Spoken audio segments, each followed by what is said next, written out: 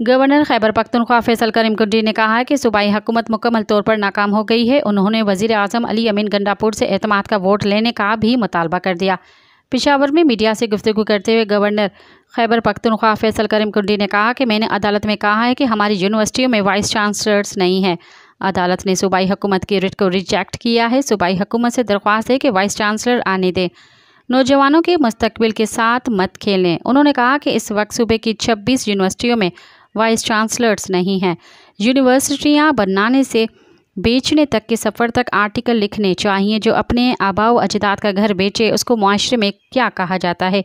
University की ज़मीन बेचने से आपको कितनी देर का फ़ायदा हासिल होगा। जब तक मैं बैठा हूँ किसी यूनिवर्सिटी की ज़मीन फ़रोख्त नहीं हो सकती।